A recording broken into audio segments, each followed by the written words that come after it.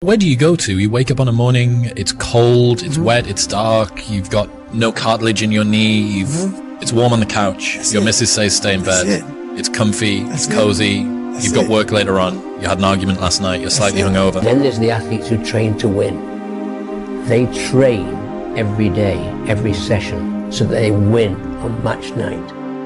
And then, I remember saying to Adam's group, there are just those very few players who train to dominate. They train so hard that winning is inevitable on race night. And Adam said, that clicked with me. I decided I was going to train to dominate.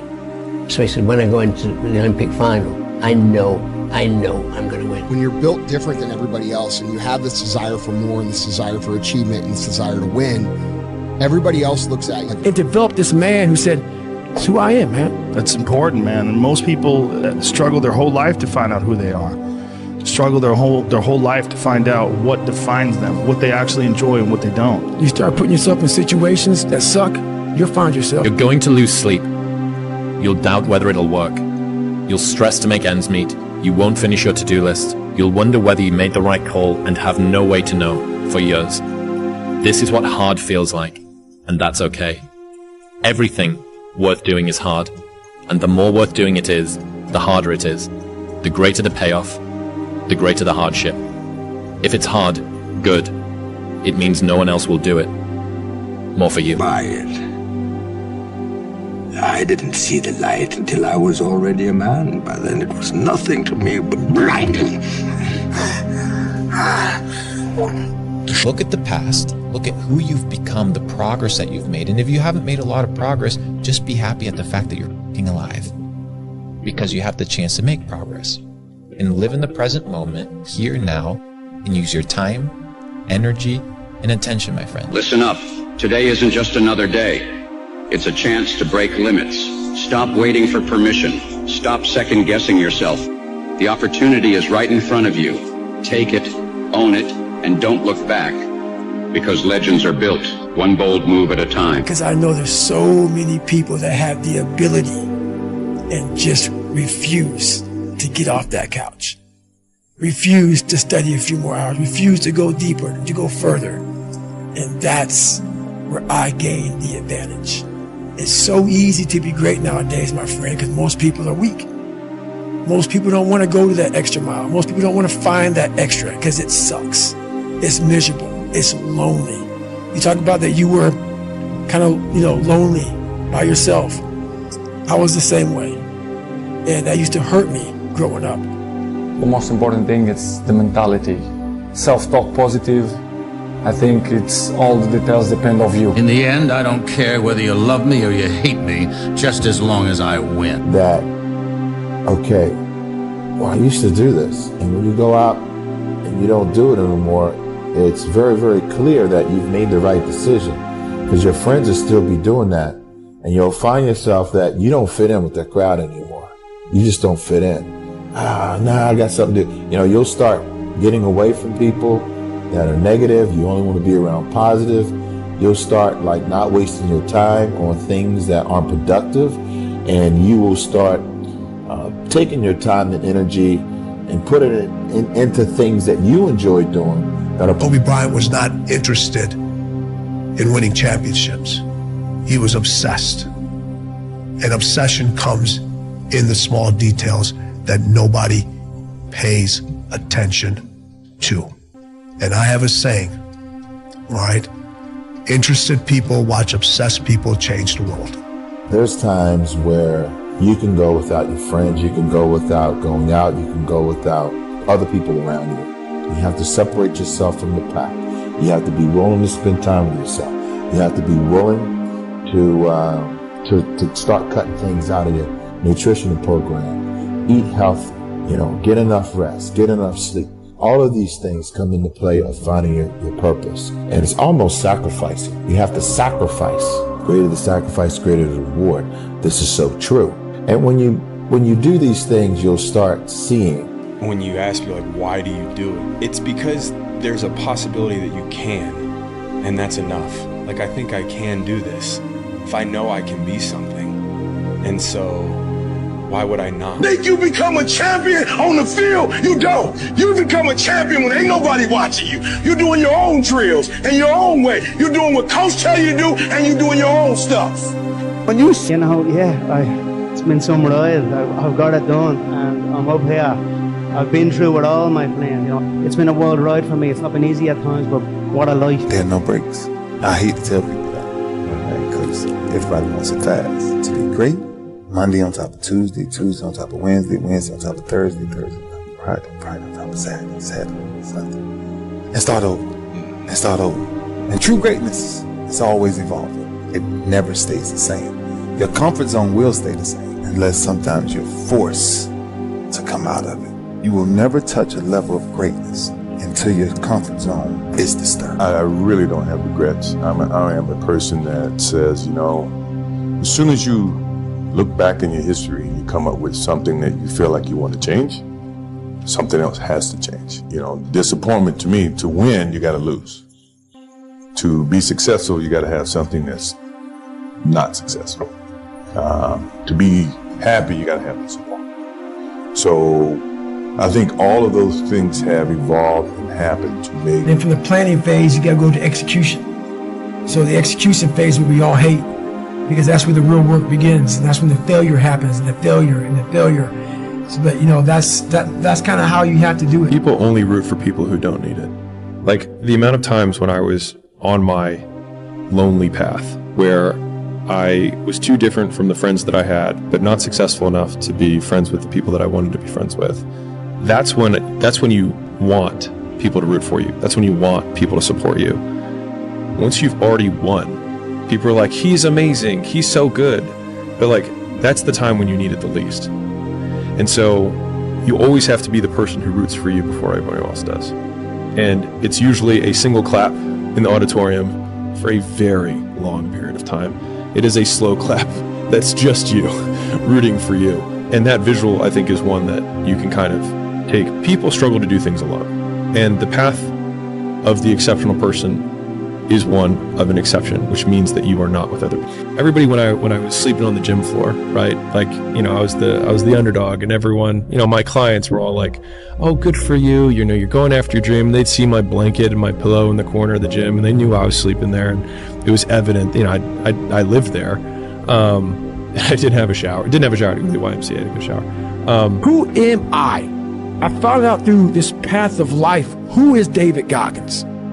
So going through all, I did it alone. There was no trophy on the wall on the mantle. That trophy's in my brain. No one helped me get there. No one paid my bills. No one did for me. No one ran those miles, lost that weight, went through it. I suffered on my own. There was a kid who everyone underestimated. Too small, too quiet, too ordinary. But every day while they laughed, he worked. In the gym, in the books, in the shadows. He knew one truth. Effort beats talent when talent doesn't try. Years later, they asked him how he did it, and he just smiled, because they never saw the grind. It's the quiet hustle that makes the loudest impact. How loud do you want your success to be? So here's what you should know about winning before you chase it. Winning's not loyal to you. It doesn't care about you. Winning doesn't care how sore you are. Winning doesn't care how much sleep you get. Winning doesn't care how hard you work at times. And sometimes a guy doesn't outwork you and he still wins. It isn't fair, man. Sometimes there is no justice. No, I gotta prove it. Prove what? I'm not a mistake. Time alone, again, will make you see, first of all, who God is. Second of all, who you are. And the third thing, it lets you see what will fit you. What's suitable for your life. Where is your sweet spot? What works for you? All right, guys, so that's my tip. And that's it. So stay focused. Don't be afraid to be by yourself and spend time alone.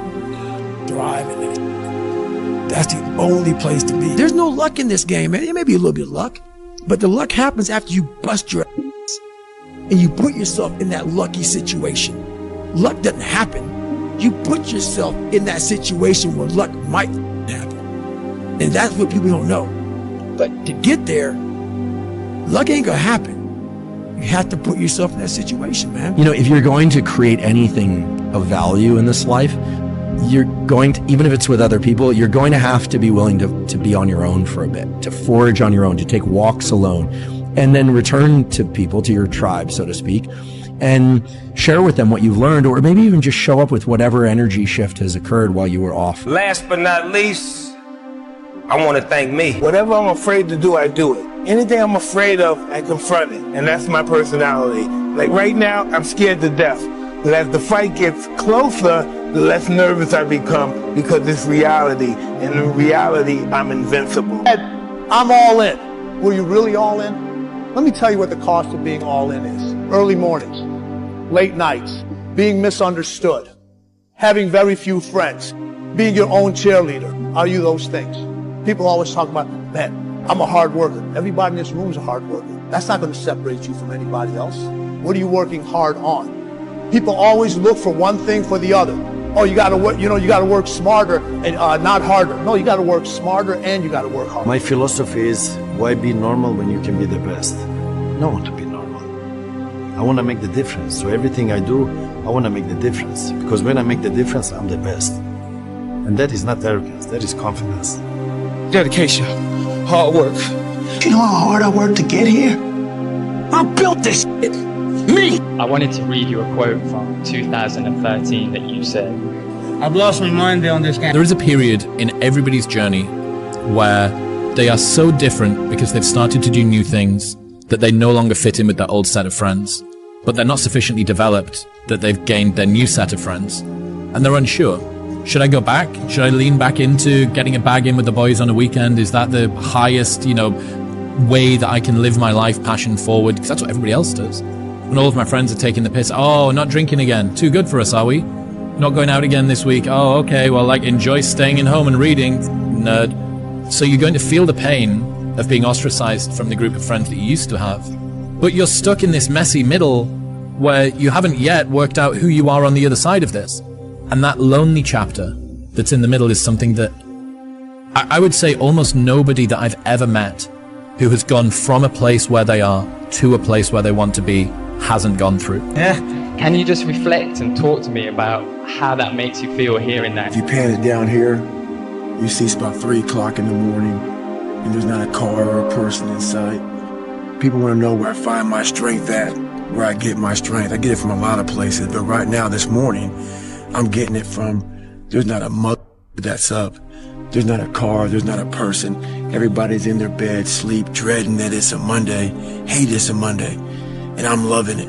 I'm loving that. Where everybody's getting weaker, I'm getting stronger. There are certain good things. You fall into the trap of what is called Parkinson's Law. Now, Parkinson's Law says that work expands to fill the time allotted for it.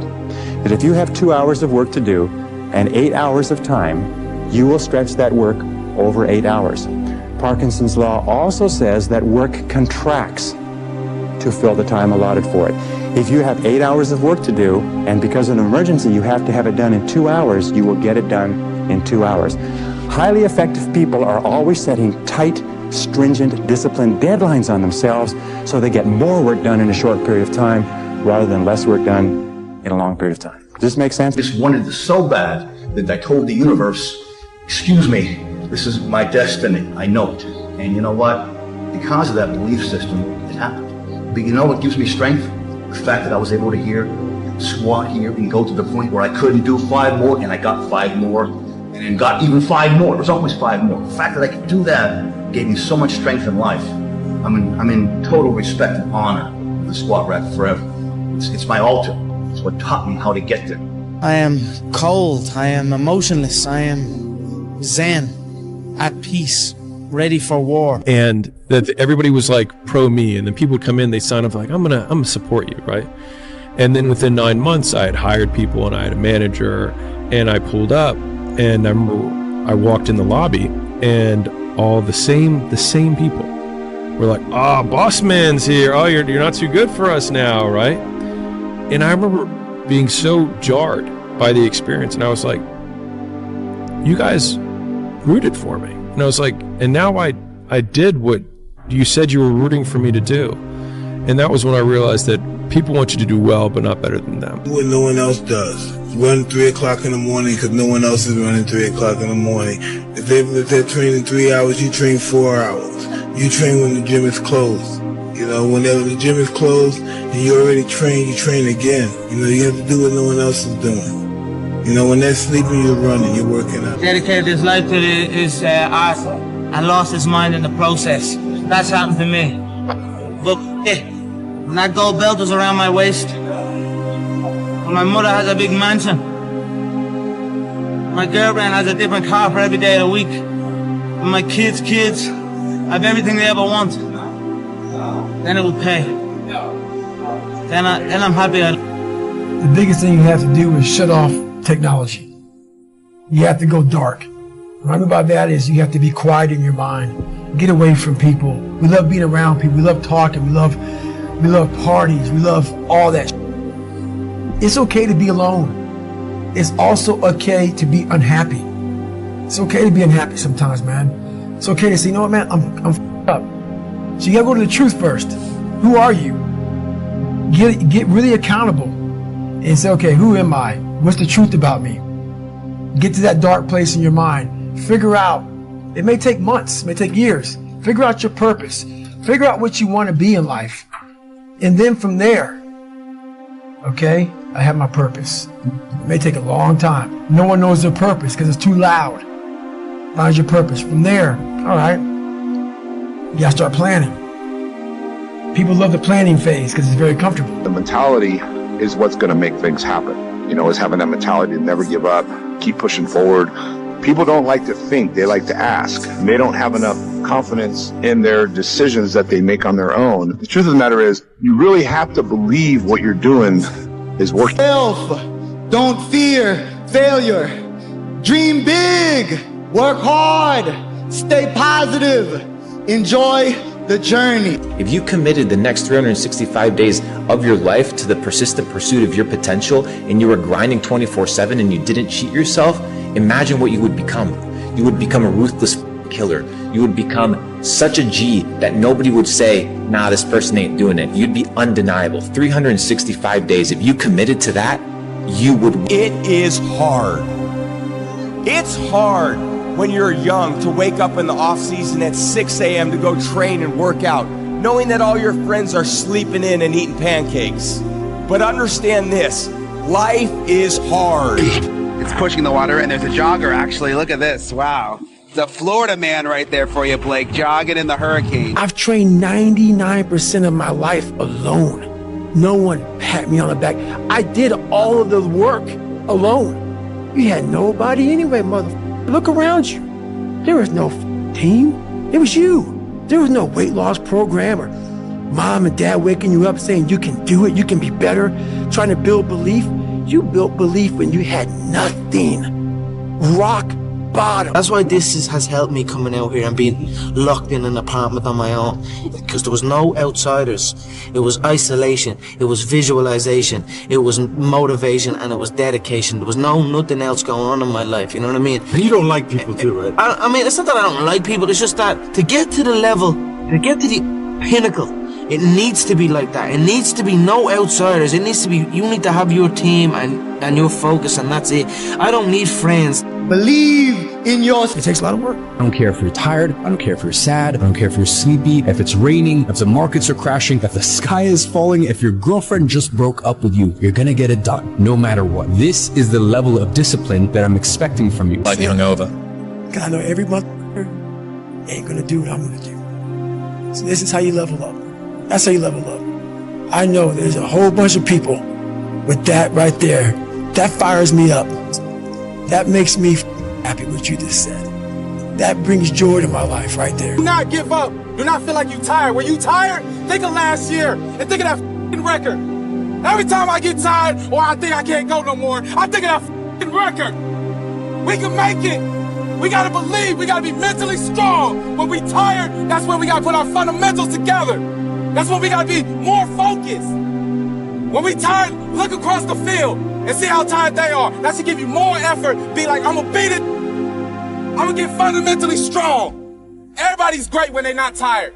The champions is when they tired, that's when the real champions come out. That's when that real dog come out. Being alone You have time to do the things you want to do, like study and plan. The superpower of learning to be alone and enjoying it. Yeah. Yeah. Well, I think it's critical, and I do think that these times where you just think about things, just be alone and think about things, are so rare these days. And I think during those rare times is when you really get to understand what you actually believe or don't believe. Hey, look, let me guess. New year, new you, right? New year, new you. You've been saying that every year, but it's always new year, same you. You know, I just don't understand why you go every year remaining the same when the person that you are today has just been destroying your life. You're mentally killing yourself every year, and you don't even realize it. I mean, it's time for you to look yourself in the mirror and make some change before it's too late. One day in the gym, I want to thank me for believing in me. I want to thank me for doing all this hard work. I want to thank me for having no days off. I want to thank me for never quitting. I want to thank me for trying to do more. You go higher, you go even more alone. Why? Because nobody is willing anymore to invest their energy in going higher. Because it's becoming more difficult. Along this way, the higher you want to go, the more likely you're gonna walk alone. Oh, you think darkness is your ally? You merely adopted the dark. I was born in it, molded. Since with 11 years old, I always make pressure to me. Cristiano, you are the best player in the world. In my mind, I'm always thinking in that way. And I put a lot of pressure to myself. You have good sides when the things go good, okay? But when the things go wrong, you feel that too, because you make too much pressure to me. I make pressure to me. But I love that. I know to deal with that. I hate losing. Yeah. People want to find their passion, but you don't find it, you create it. And you create it by getting good at something. And to get good at stuff, you start by doing something you suck at. Then you get good. Then you like it. Then people ask how you found your passion. Answer: by starting when you sucked and not giving up. The best line I've ever heard in my life. Sometimes when you're in a dark place, you think you've been buried, but actually, you've been planted. Doctors for yourself. Admit it, you aren't like them. You're not even close. You may occasionally dress yourself up as one of them, watch the same mindless television shows as they do, maybe even eat the same fast food sometimes. But it seems that the more you try to fit in, the more you feel like an outsider. The only thing that you can do is win so big that all of them constantly compare themselves to you, and then you'll forget they exist. Success is the only revenge. It's not the best revenge, it's the only one. There's no other revenge. Like, it feels so painful because you're like, you look around to see who can help you, and then you're like, it's me again. Now I'm going to repeat something which a clergyman perhaps shouldn't say, but nevertheless it's a fact, and it will cure many others. You are not going to get anywhere in this world. You're not going to get anywhere financially, spiritually, socially, or otherwise until you get to that point where you don't give a damn about what other people think about you. I used to care so much about what people thought of me when I was competing. I wanted to be the best, and I wanted everyone to know that I was the best. I had the biggest ego ever. Then I realized something, that it's not so healthy to think that way, because you cannot please everyone. There are always going to be haters. And to the scale of the universe, for the small time that I'm here in this world, it's better that I spend it with people that I care about and who care about me. I will have a better return on my investment. So for the New Year's resolution, think about it.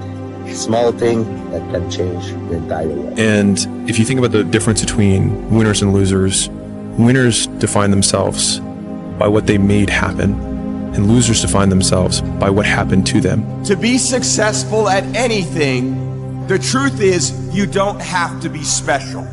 You just have to be what most people aren't.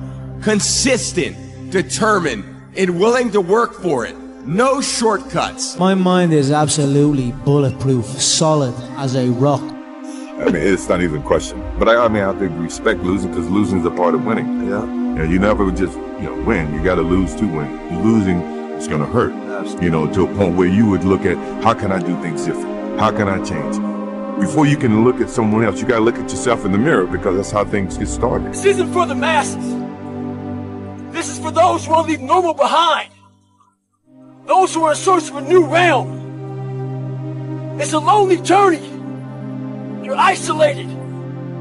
Those who used to keep pace with you will fall off.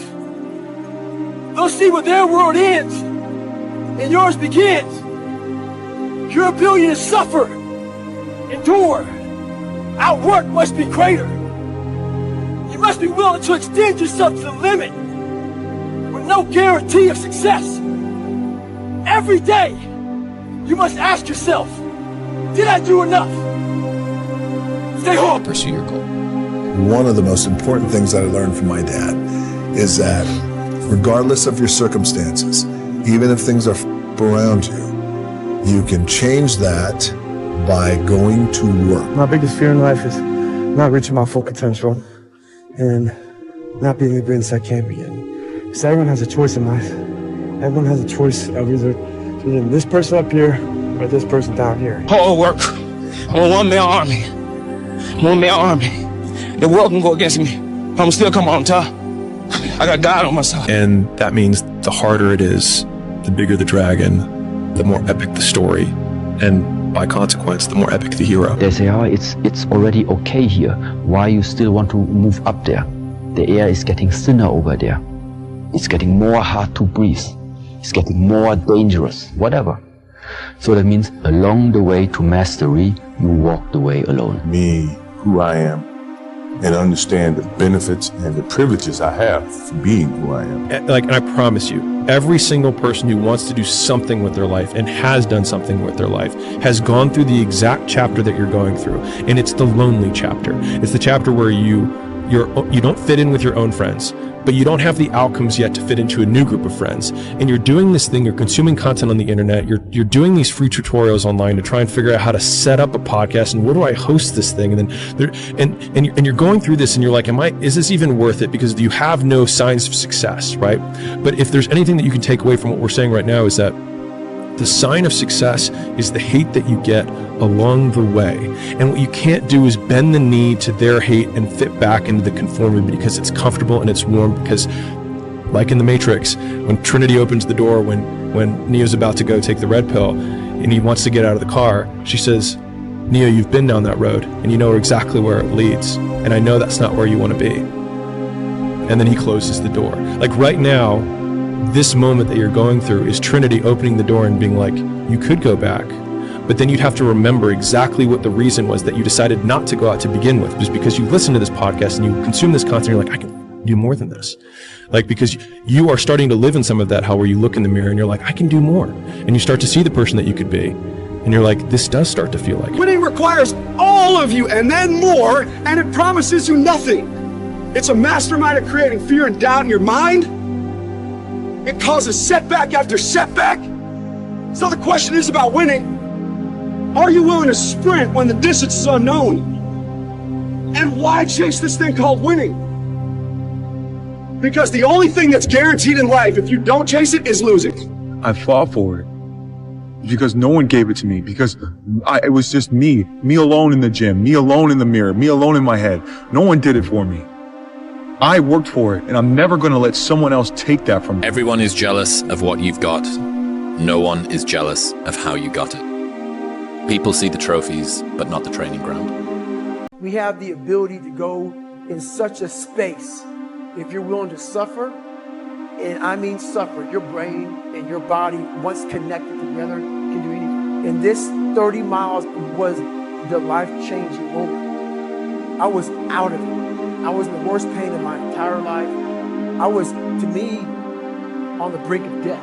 And I was able to chunk this 30 damn miles into small pieces. I was so driven, and I'm not gonna say motivated, because motivation's crap. Motivation comes and goes.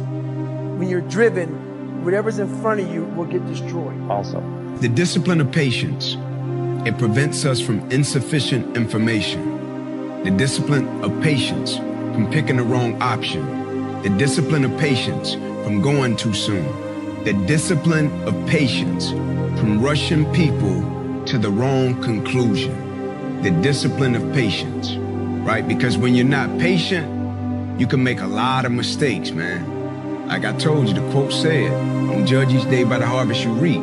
You judge each day by the seeds that you sow, right? When you sow a seed, you gotta be what? Oh, you gotta be patient. With no finish line, no crowd celebrating your completion, no glory, no nothing. It's easy to get.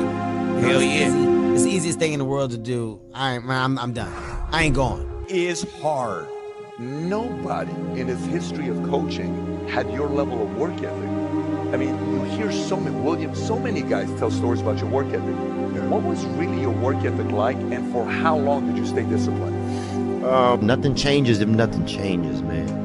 I just want to remind you, because I've spent a lot of time in my life sitting around wanting things to change and not being able to make them change and not thinking I could. And I wish somebody had told me that earlier sometimes, that in order for something to change, there needs to be change. When you feel that pressure inside of you and it's very heavy, like weather that's very, heavy and thick, you're motivated, you feel it. I've got to get up in the morning, I've got to do this, I've got to accomplish this. When that pressure goes away and you don't feel any pressure in your life, you can do anything and there's no consequences for it. You'll just waste time, you'll waste years, you'll waste months, you'll never accomplish anything. You give somebody a deadline, right? They'll accomplish in 2 months what it would take somebody 2 years to do without a deadline. It's that necessity, it's that sense of there's a sword at my back, I've got to get it done. It makes you get things done, it gives you the energy. It's get rich or die trying, to quote somebody. It counts. It's perform without purpose. You have to learn how to get up and do when you ain't got no 5K, no 10K, nothing. Nothing exists. Your life sucks.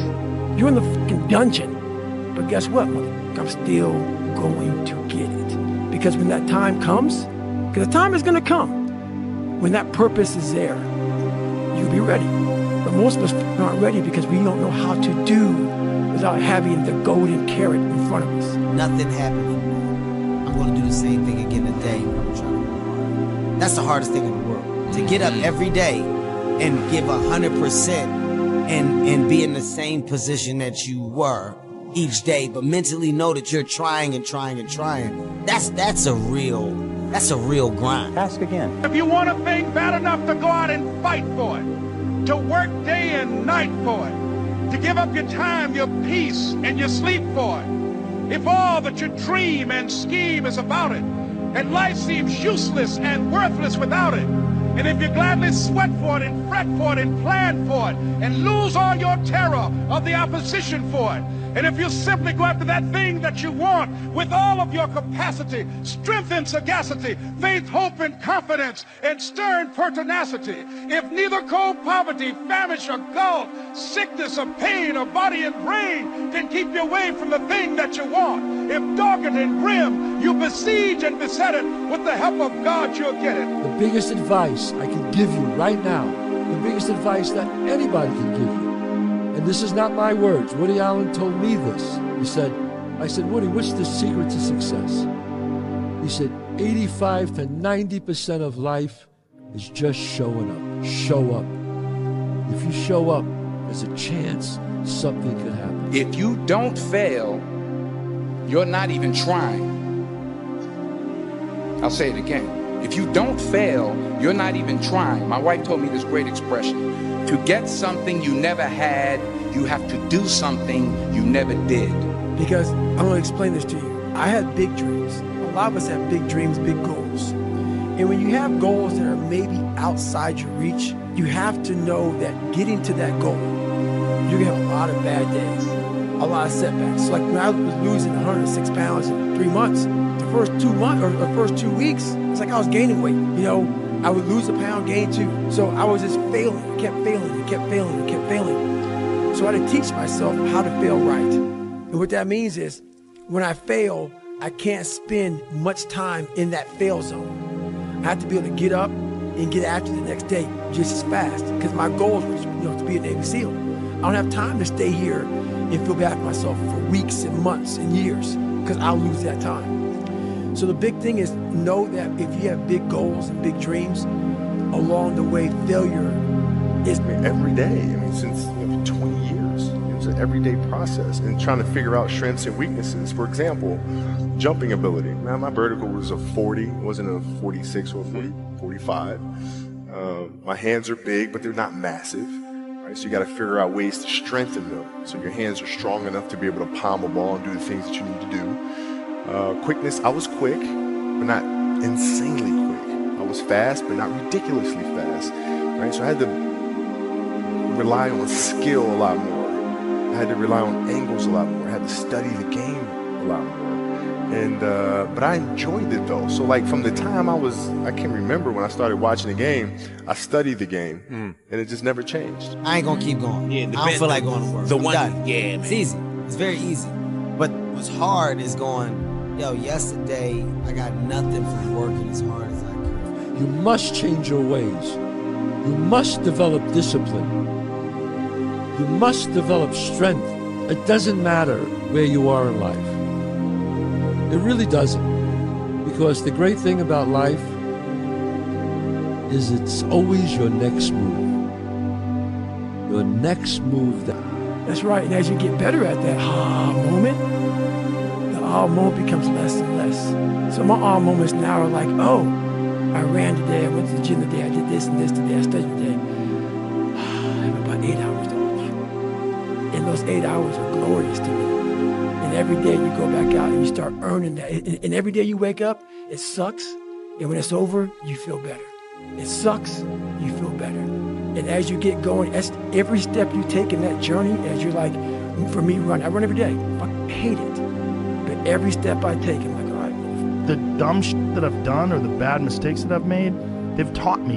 You know, you learn. Like, that's why failure is so important. Like, failing and fucking up and making mistakes. It's very important. That's how you learn. That's how the bad feeling that you get from something that you shouldn't have done or wish you didn't do or wish you did better. Like, especially failing at something where you half-assed it and you just feel like a loser. Like, that just teaches you. It teaches you to get... And you're going to fail. And you're going to fail. And you're going to fail. And you're going to fail. And then you're going to win. This is intentional. Intentionally act like the person you want to become. Because when you intentionally act like the person you want to become, your brain sees you taking those actions, so your brain starts to change the way it relates to you. When your brain sees you high-fiving yourself in the mirror, it starts to go, oh, wait a minute, Steven loves himself. Steven's cheering for himself. We don't beat Steven up. People need an excuse to perform. They need a race to be working toward, a goal, a holiday, a photo shoot, a wedding. Right. And that is what drives them forward. And, you know, that's not nothing. That's an incredibly powerful, potent motivator. Yeah. Remember this, is that people are time wasters. And the great majority of people have no goals, they have no priorities, they have no plans, they have no concern about becoming successful, and they think that you're the same. They think because their time isn't worth anything, that your time isn't worth anything. To be successful at anything, the truth is you don't have to be special. You just have to be what most people aren't. Consistent, determined, and willing to work for it. No shortcuts, integrity, purpose, determination, and discipline that it takes to be a champion in life. Most people's definition of work is a negative one, which is why they abhor it, which is also why they misunderstand so many people who quote, I'll say quote here, are successful or ahead of them or whatever, is that both people, one person says the word work and the other person hears the word pain. And so the first step to like becoming more successful is understanding the language that the people who are successful are using. They're actually defining the word differently. And so whatever that thing is that you actually enjoy doing, where you lose track of time when you're in it, even if it's challenging, but usually it is challenging, right? Like it's not easy because then it's boring. The people who are, quote, addicted to work make it easy to be addicted to work because they do things worth doing. And I think a lot of it is coming down to making sure that you take the few precious seconds that we have to do the few things that are worth doing for the rest of your life. It's going to happen. It's dangerous to dwell on past mistakes because people sort of define themselves by the worst moments that they've ever had. And if that's the case, like some people are stuck in high school. You know, they're stuck in failures that they had like when they were first getting jobs, and they always think that they're a loser, and they don't like the feeling of failure, so they keep low expectations so that they never have to feel that. You gotta get through it. You gotta get through bad feelings. You got to get through. Failure. It's very important, and you get through it by just picking yourself back up and moving forward and going. The biggest key. If everybody who's like at the bottom and feels like they have nothing going for them, reframe that as I have nothing going for me, which also means that I have nothing to lose by taking action, it makes you a much more dangerous person. If what you are doing is not moving you towards your goals, then it's probably moving you away from your goals. Nothing is neutral. Everything that you're doing is either moving you toward the things that you want to accomplish in life, the person you want to be, the wealth you want to accumulate, or it's moving you away. Everything counts. The law of accumulation says that everything counts. Your family's looking for that one guy right now. They're looking for that one guy who's strong, who's that pillar for the family in hard times. Make sure they look around and find you. These are the times right now for you to step up. Be that guy that can take anything. Stay hard. Is you got to have an unlimited supply of you. This drive and passion. And it may come from nothing. Like for me, there was no passion, no drive, no nothing. But I had this fire that I'm going to be somebody. And it has to be there because on all those bad days, on all those days you don't want to do shit, you have to be your own motivator, your own coach, your own trainer, your own everything. So to do that, you have to come into work, and work is whatever your work may be, ready to go. And what that means is you may have failed miserably yesterday, but you come to work like, be like, man, you just lost everything. How the hell are you just damn motivated? Because this is what it takes. What would you do if you only had 6 months to live? What would you do if you only had 6 months to live? Who would you spend your time with? Where would you go? What would you want to do? What would be important? What would be unimportant? If you ask that question over and over again, you'll have a tendency to keep your life in balance. Everything being the demon again. Every single person that I know that is incredibly successful in a balanced way and has a good perspective on it elects to do very hard things regularly. It humbles them, it reminds them that they're just mortal, and it also means that if the entire mainstream media apparatus tries to come down on top of you, let's say, just as a hypothetical, let's say that occurs, that you can deal with it. It's you against you. You against you. And if you misunderstand that, you have a real problem. The problem is you. And you don't want to fix it. But it's worked for a lot of people.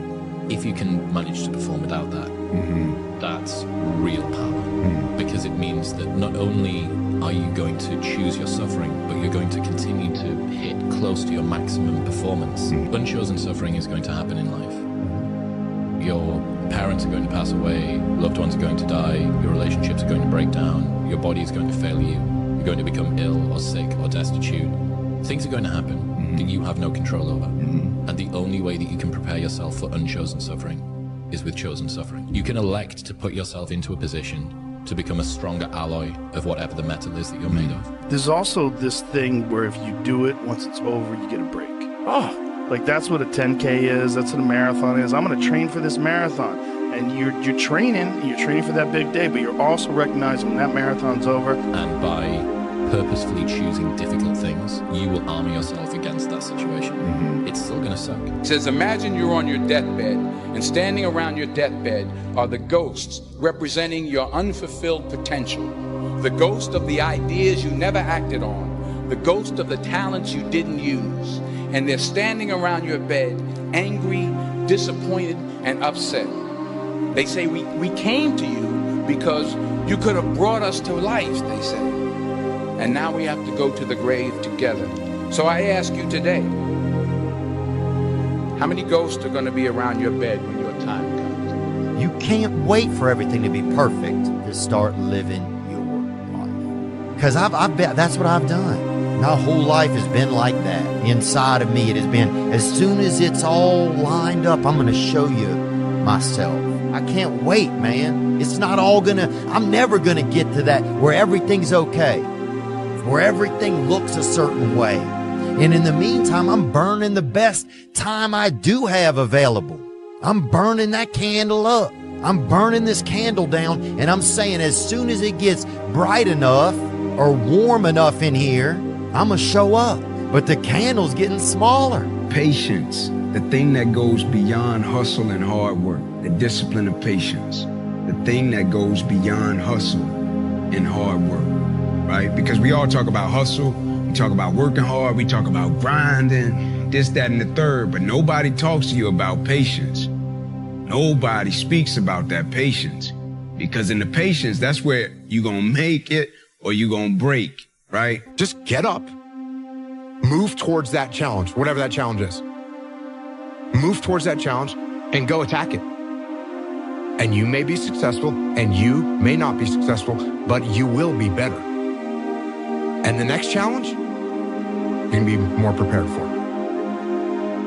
And the next challenge after that, you're gonna be even more prepared for it. Life without those challenges, it's just existence. Don't just exist. Imagine that you're in a movie, and imagine the movie begins now, and you're the hero of the movie. Yeah. What would that guy do? Yeah. What would that guy do right now? Yeah. Because you are. Make the promise small, build it up step by step. Know that you are going to have setbacks, and this is my favorite rule from James Clear, which is a habit missed once is a mistake. A habit missed twice is the start of a new habit. Never miss 2 days in a row. So ideally, go for a month, build it up. But after that, if you ever miss one day, go, okay, mistakes are going to happen. Tomorrow I double down. Tomorrow I go on time, absolutely perfect. I'm straight up out of bed, or I go to the gym, or I walk the dog, or I do my meditation or whatever. And that's a good heuristic. Stops errors snowballing into new habits. Control freak is a word people with low standards use to describe people with high standards. You're not a control freak. You just want it done right the first time. You're not anxious. You care. Do not expect mediocre people to support world-class goals. We don't rise to the standards we have when others are watching. We fall to the standards we have when no one is watching. By being normal, you are, by definition, aiming for average. Normal people get normal results. Exceptional people get exceptional results. You literally can't do what everyone else does and expect to not get what everyone else has got. By doing what everyone else does, you guarantee average results. Goggins said this in the episode with me, and it gave me chills when he said it. He was like, it's so easy to be successful nowadays because people are weak. Yeah. Everybody's weak. Dana White says it as well. Yeah. I tell my kids, it is so easy. If you are even a weekend savage, you will run these kids over. Yeah. You say the emotionally immature man seeks out motivation to do something hard one time. The emotionally mature man uses discipline to do something hard 1,000 times. Discipline eats motivation for breakfast. You don't need motivation. It's great if it arrives. It's some extra fuel on the fire. But discipline is the thing that you need. What would you tomorrow want you today to do? You tomorrow would want you to keep that promise to yourself. And it's why discipline is so much more valuable. I remember this conversation between Jocko Willink and Sam Harris 6 years ago. And they're talking about how you can't fake bravery. Because if you do a thing, in spite of being scared of doing the thing, that is bravery. Right? There's no such thing as fake bravery. If you do the thing and you're scared, that's bravery. If you don't do the thing and you weren't scared, that's not bravery, right? The same thing goes for discipline. Doing the thing in spite of not wanting to do the thing is discipline, right? You don't need motivation to get yourself up to go and do a thing. If you haven't gotten what you want, then you're not worthy of it, period. And that's okay. Now you can admit that you suck and improve. Better to know you're bad for a season than pretend you're good for a lifetime. You're not making as much money as you want because you're not as good as you think you are. You're not struggling from imposter syndrome. You're a student and pretending to be a teacher. No students say they feel like frauds for trying to learn. You're a fraud when you get up to teach the class and you've never done it. The only work that really matters is the work that no one sees. It shows you who you really are rather than who you say you are. This is from Mark Manson. Why I hate being around negative people. Being an asshole is a weak person's idea of strength. Complaining is their connection. Never let yourself be held back by other people's fears. People criticize what they were afraid to do themselves because bold action reminds them of their own inaction. If you're afraid to be criticized, why do you care about the opinions of those who are too timid to do it themselves? If you are the criticizer, does tearing down someone who has the courage you lack make you better? The more I listen to this, the better my life gets. If they don't have what you want, don't listen to what they say. There's no greater waste of time than justifying your actions to people who have a life you don't want. Everyone is jealous of what you've got. No one is jealous of how you got it. There's no perfect way to live your 20s. You either live them up and become an underskilled 30-year-old, or you work them up and become an underlived 30-year-old. You just have to figure out which you'd rather be, accept the trade-offs, and know that there are no do-overs. If my life was a movie and someone were to watch it, I hope they'd be inspired to take risks, not just risks to achieve success, but embrace feeling, both pride and shame, fear and excitement. Personally, I want to experience as much life as possible, and that only happens when you embrace the highs and the lows. If your definition of success is win or lose, giving everything you've got and growing or learning along the way, then you're setting yourself up for success. I really think the biggest cheat code in life is just going after it and not being concerned of whether or not you fail at one specific task. Instead, understanding the big picture, what your long-term goal is, and knowing if you keep driving forward and never fucking quit, in the end you will succeed. There's a quote that I've fallen in love with. The magic you are looking for is in the work you're avoiding. Fuck, dude. The magic you are looking for is in the work you're avoiding. I'm astounded by how many people want to be spectacular in life, but also want to be normal. No one pat me on the back. I did all of the work alone. And while I'm still hard on myself, I know what I did. So whenever times get bad for me, people, all this, who's gonna carry the boast and love? That's real. I hate that people know me for that guy, because that guy is not every fucking day. Like, when they see me, they want that energy. That's not me every day. I can extract it immediately when I need to, because when you train alone, and I lived alone for so many years in this misery, and you're able to get out by yourself, I can take myself to such a level of real passion and purpose. And like, the feeling I get is something I can't even explain by myself. I don't need anyone. That's why people come to me to motivate them. No one can motivate me. The bottom line is, no one's coming. No one. No one's coming to push you. No one's coming to tell you to turn the TV off. No one's coming to tell you to get out the door and exercise. Nobody's coming to tell you to apply for that job that you've always dreamt about. Nobody's coming to write the business plan for you. It's up to you. And because you're only ever going to do the things that you feel like doing right now, or that feel good right now, unless you understand that you've got to parent yourself, you got to push yourself, you're not going to make your dreams come true. You're just not. We're not wired that way. You weren't born that way. You weren't that way when you were growing up, and you're certainly not that way as an adult. People only root for people who don't need it. Like, the amount of times when I was on my lonely path where I was too different from the friends that I had, but not successful enough to be friends with the people that I wanted to be friends with. That's when you want people to root for you. That's when you want people to support you. Once you've already won, people are like, he's amazing, he's so good. But like, that's the time when you need it the least. And so you always have to be the person who roots for you before everybody else does. And it's usually a single clap in the auditorium for a very long period of time. It is a slow clap that's just you rooting for you. And that visual, I think, is one that you can kind of take, because it is...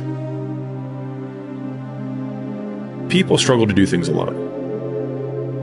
And the path of the exceptional person is one of an exception, which means that you are not with other people. And rather than fighting that or bemoaning it, see it as an indicator that you're on the right path. Because if everyone else were cheering you on, then it means you're not in the right place, because it means you're just like everyone else, and that's not where you want to be. I promise you, every single person who wants to do something with their life and has done something with their life has gone through the exact chapter that you're going through. And it's the lonely chapter. It's the chapter where you you don't fit in with your own friends, but you don't have the outcomes yet to fit into a new group of friends. And you're doing this thing, you're consuming content on the internet, you're doing these free tutorials online to try and figure out how to set up a podcast and where do I host this thing? And then and you're going through this and you're like, is this even worth it? Because you have no signs of success, right? But if there's anything that you can take away from what we're saying right now, is that the sign of success is the hate that you get along the way. And what you can't do is bend the knee to their hate and fit back into the conformity because it's comfortable and it's warm. Because like in the Matrix, when Trinity opens the door, when Neo's about to go take the red pill and he wants to get out of the car, she says, Neo, you've been down that road and you know exactly where it leads. And I know that's not where you want to be. And then he closes the door. Like right now, this moment that you're going through is Trinity opening the door and being like, you could go back, but then you'd have to remember exactly what the reason was that you decided not to go out to begin with, just because you listen to this podcast and you consume this content, you're like, I can fucking do more than this. Like, because you are starting to live in some of that hell where you look in the mirror and you're like, I can do more. And you start to see the person that you could be. And you're like, this does start to feel like hell. So whenever shit gets nasty, David Goggins goes, you had nobody anyway, motherfucker. So see how I'm talking myself right now? That's me. That shit fires me the fuck up. That shit makes me fucking nuts. You had nobody anyway, motherfucker. Look around you. There was no fucking team. It was you. There was no weight loss program or mom and dad waking you up saying you can do it, you can be better, trying to build belief. You built belief when you had nothing. Rock bottom. You did that. So as times get hard for me, the truth comes out. And my truth is powerful as fuck. It's real. It's tangible. Feel it. It comes out of my brain as I speak about it. I'm reliving every single dark moment of my life to be here. So that is what people don't get. That is what motivates David Goggins, is the unseen work. But everybody needs that pat on the back. They need that training partner. They need that accountability coach. I don't need that shit. And neither do they. But it's what we've trained ourselves to believe that we need. If you want to be great, you want to be the baddest motherfucker ever at what you do, you're going to be misunderstood by everybody. Because you're going to be so fucking obsessed and so driven to get there. And that's what it takes. That's the truth. It takes every second of your fucking life. Anybody says balance? Yeah, balance is important for a lot of fucking people. It is. But if you want to fucking go to that edge where people do not like you, don't understand you, question everything you fucking do, you've arrived. When you are misunderstood to the point where fucking people think you're psycho and you're nuts and you're this and that, why are you in the fucking gym at 1 o'clock in the fucking morning? You just got through doing an op for fucking 13, 14 hours at the Ranger School, man, at the gym. What is wrong? You will never understand what is wrong with me. And that's why I'm so fucking glad you don't. Because I'm in the right fucking spot. When people don't understand you anymore, you're in that spot of obsession and drive. Where people are like, what the fuck is wrong with this guy? I don't want to talk to you, man, because you're not going to get it. You're not going to get it. Boom. They want you to get it. The one thing that made me who I am today is being vulnerable. It's breaking myself down to the absolute rock bottom and being able to tell people who I am. And that's how I fixed it. Literally, you know, life created this person, me. Life created me to be this fucked up person that I was back in the day. And I had to realize, man, that's okay, man. It's not my fault. Now I gotta go back and fix this shit, though. It's time to stay focused.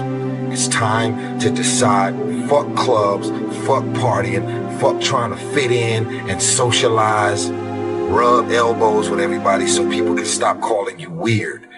Why are you so antisocial? Because I'm trying to get it. Why are you staying on the basketball court so much? Because I'm trying to get it. Why are you out there practicing in the hot sun when ain't nobody else out there? Because I'm trying to get it. Why are you not clubbing like every time I text you and invite you to go do something fun and cool, you always studying? Because I'm trying to get it. Let me tell you something, homie. These women ain't going nowhere. These clubs, these parties, all this shit ain't going nowhere. The more weird you are, is a reflection of how committed you are to focusing on your shit, molding and shaping and developing your ideas and your craft so that when it's time for you to make your rounds, you gon' fly. Stop running around here trying to live up to the hype, homie. You ain't got it. You ain't got it. Stop fronting. And I'm not coming at y'all on any other level but keeping it real. The life that I live, I deserve this life because I worked my ass off to get it. Y'all out here running around creating this smoke on the brink of destruction, and it's all self-inflicted. You did it to yourself. Trying to live up to the hype and create the smoke that you're doing. You ain't doing it. You still got work to do. Stay on that basketball court. Stay on that football field. Fuck all the homies texting and calling and trying to make you feel bad about being so focused. It's grind season, homie. It's not about today. It's about the future. I'm able to just extract dopamine, the good dopamine whenever I want. Man, I've trained 99% of my life alone. So a lot of this isn't your fault, why you do some things you do, why you feel the way you feel. But no one's coming back to save your ass. It's difficult. It's difficult to have other people criticize you. It's difficult to deal with the fear of uncertainty. But when it's all said and done, you and I are going to be dead. The successes that we've accomplished in life won't matter. The failures that we've accomplished, the unsuccessful people will not admit that they created that lack of success. They will blame the big man. They will blame the imaginary thumb that's pressing them down. They'll blame religion. They'll blame race. They'll blame everything except themselves. Every person is self-made. Every single person is self-made because you are a construct of what? Your thoughts and your decisions. Nobody told you that you had to go do something. Nobody told you that you had to think a certain way. And if you did, and somebody told you that, are you a slave? That's the difference between winners and losers that I think in terms of not so much their self-talk, but just their attitude. Like when I set out to do a project, I expect to win. I don't expect anything else than that. I expect to be the absolute best. I expect to win. It's a legitimate, in my heart, expectation. Every winner I know, every one of them, they don't pick a target and then say, man, I wonder if we can get there. They pick a target and then they start thinking, okay, well, how can I get there?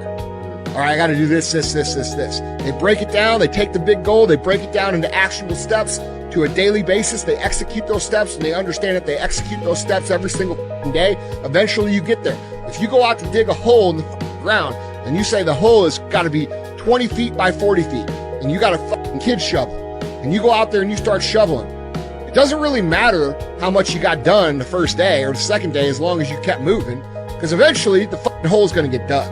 All right. And that's the same thing in goals. It's the same thing in business. You show up every day, you chip away at it, you don't quit, and you keep going, and it produces the result. And dude, that's been my experience. Everything I've ever said I'm going to do has happened because I'm willing to do anything to do it. And I think that's the attitude that's missing amongst most people. Most people just have the attitude of, oh, this would be cool if I could do this.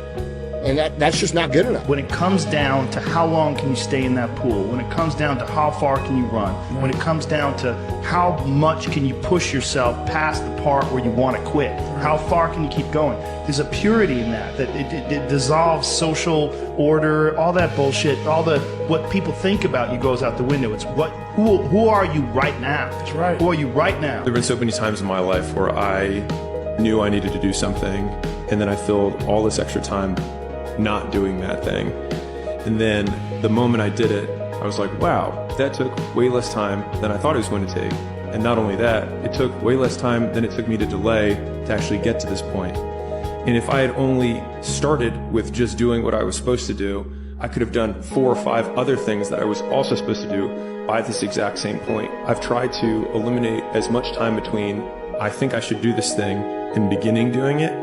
And I think you get this positive reinforcement cycle that occurs every time you start. I call it pulling the thread. It's like, I just need to start pulling the thread. And then all of a sudden what feels really unknown becomes very tangible. And you're like, oh, I understand the 6 problems I have to solve to do this big thing, but now I know the problems, and then it feels like you can wrap your arms around it, and then you can start taking it one bite at a time. You know the one thing you're not doing, you need to be doing that could flip the script right now on your life.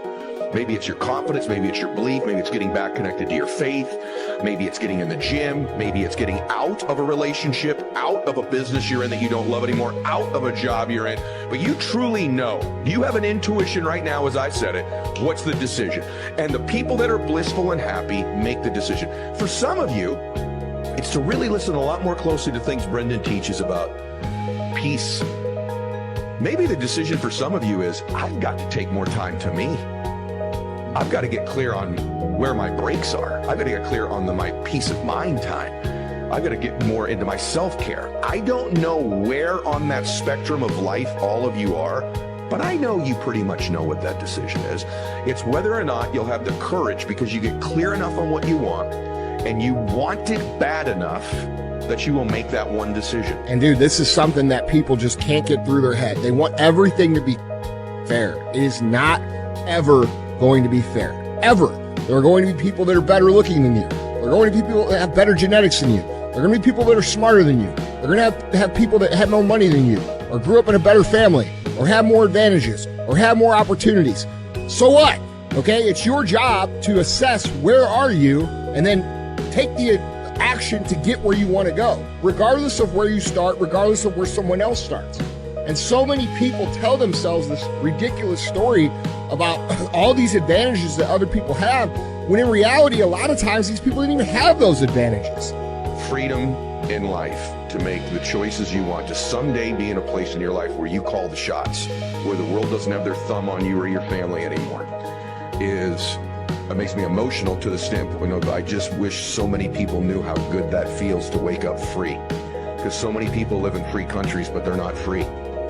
They're not free financially, but they're also not free emotionally, because they just have not given themselves the gift of real grace and real love of themselves and real belief in themselves. And so they live in a bondage and a prison in their own minds that they've created. And you can escape that prison anytime you want, you guys. Just unlock it. Just walk out right now. You can walk out of that bondage in your mind of not believing in yourself, or being down on yourself, or not having a dream again in your life. You know, not having that thing inside of you that gives you that fire, that want to, that hunger. You can literally just take the key and open the prison gate right now and walk right out of that door into a whole new life. And that's not rhetoric. It starts in your mind. It actually starts in your spirit.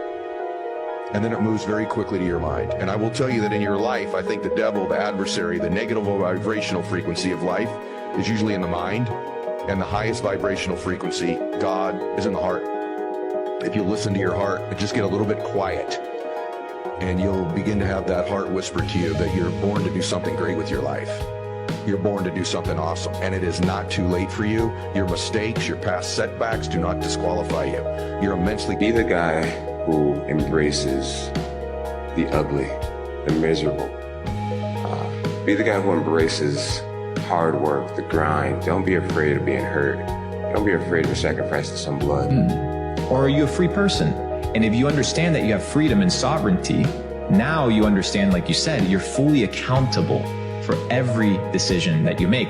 And when you're successful, oh, you want all the praise, right? When you're successful, hey, look at me. Look what I did. I'm fully responsible for this.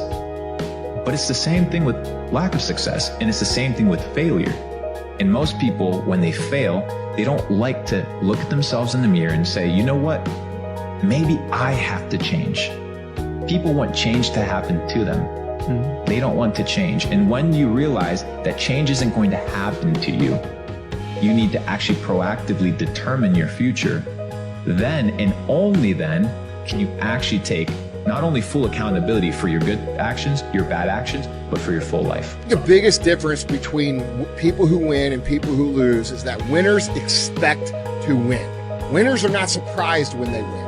Like when I win, I don't overly celebrate because I expected that to be the outcome. All right. Amateurs, when they win, they're surprised and then they over celebrate. And like I said, when they over celebrate, they become ineffective because they're taking their eye off the game for way too long. Right. Oh, I won the week this week. And then they talk about that 1 week for the next 6 weeks. And the next 6 weeks, the guy who expected to win is still going just as hard. So it's an expectation. Once you understand that most people don't think, you need to do the opposite of what most people do. Most people are followers. And the worst thing you can be is a follower of a follower. That's what most people are. Most people are following followers. Won't matter. So enjoy life. Don't take it so seriously. And enjoy the process of experiencing every potentiality that life has to offer. Don't have junk food inside of your fridge. Get rid of it. Just have the essentials and the whole foods that you need so that you're not tempted. Half of the battle is the temptation. Half of the battle is going through the... Do you know how much energy is expended in the battle of things that you're supposed to purge from your life? Just get rid of them completely. Don't even have them in your mental real estate. And focus on making it so hard to lose that it becomes easy to win. People are just trying to make it win, win, win. No, just get rid of the hard shit, your deficits, and the rest will just flourish. I'm astounded by how many people want to be spectacular in life but also want to be normal. By being normal, you are, by definition, aiming for average. Normal people get normal results. Exceptional people get exceptional results. You literally can't do what everyone else does and expect to not get what everyone else has got. By doing what everyone else does, you guarantee average results. Working on is worth it. The question of worth it is reliant on an outcome. We don't make these things for an outcome. It's not the mindset to make something great. The outcome happens. You're making the best thing you can make. It's a devotional practice. Whatever happens after that. I don't give a f what you think. You know, I don't care what you think about me. I come from an environment with very little cheerleading going on.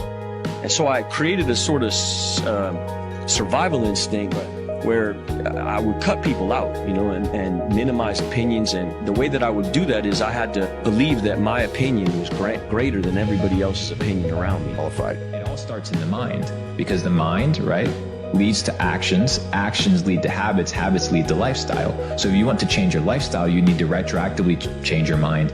And that's the starting point. That's the catalyst of all things. Everyone is self-made, but only the successful people will admit it. To be successful at anything, the truth is you don't have to be special. You just have to be what most people aren't. Consistent, determined, and willing to work for it. No shortcuts, integrity, purpose, determination, and discipline that it takes to be a champion in life. Life is hard. No matter who you are, there are bumps and hits and bruises along the way. And my advice is to prepare yourself. That success and achievement come from overcoming adversity. I've come to realize that the people that win long term are the people that make it so hard to lose that it becomes easy to win. Imagine you just set yourself up for success. You open up your fridge, it's set up for success. You open up your calendar, it's set up for success. You open up your relationship, it's set up for success. You open up your YouTube, it's set up for success. You open up your phone book, your contacts, it's set up for success. People are walking around, brother, and they're setting themselves up for failure. They wake up, they're on their phones till 12 in the bed scrolling. They don't study, they don't learn, they don't self-develop. Imagine you made it so hard to lose that winning was just kind of like inevitable. So set up the systems in your life. If you're trying to lose weight. Winners focus on winning, losers focus on winners. That's reality. I want to follow my conscious. I want to follow my consciousness. I want to follow my decision-making process. I want to follow my morality. And in order to get to these places, I need to discover them. And nobody's going to discover them for me. You go to a church, what, some preacher's going to tell you on a padded pew with the air conditioning who God is? What God wants from you? Why can't you speak to God yourself? Why can't you have a relationship? If that guy could, why can't I? And once you understand that what's available for other men is available to you, you begin to have a real journey towards self-exploration of self. How does one convince themselves that what they're doing... People have talent. People have a lot of talent.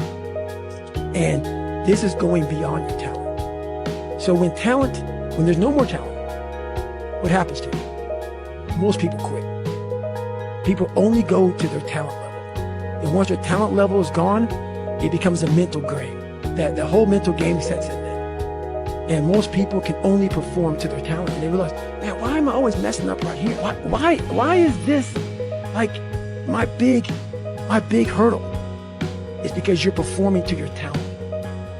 And then after that, your mind has nothing for you. Nothing for you.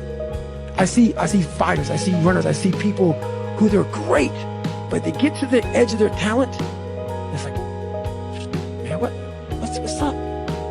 Because you're now at the point now where your talent ain't gonna do shit for you, my friend. Now it's the mental game. And that's where people get lost in life, get lost in that next level.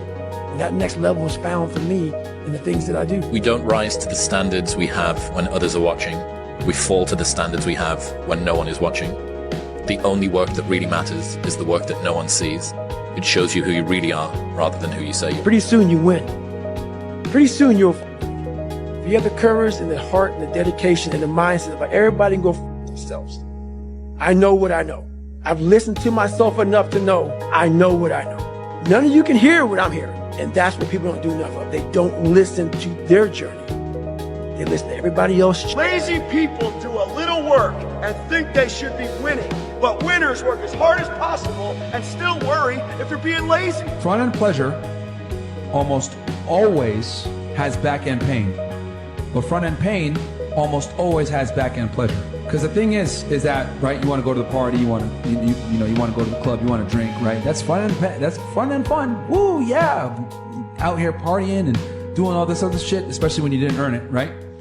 It's fun at first, then you got to wake up the next day with a hangover. Then you got to realize, you got to deal with an annoying girl that you didn't even really like that. You feel like you spent a bunch of money. Upfront pleasure almost always leads to back-end pain.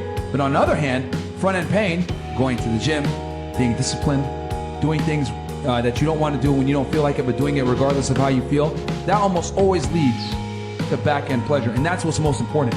You go to the gym, it's a gift box. It's wrapped in pain. It sucks. Oh man, I'm in the gym again. Damn it. Doing, I'm taking sets to damn near failure. I'm eating this boring ass food. I'm eating, counting my calories. This is really boring and it sucks and it's monotonous.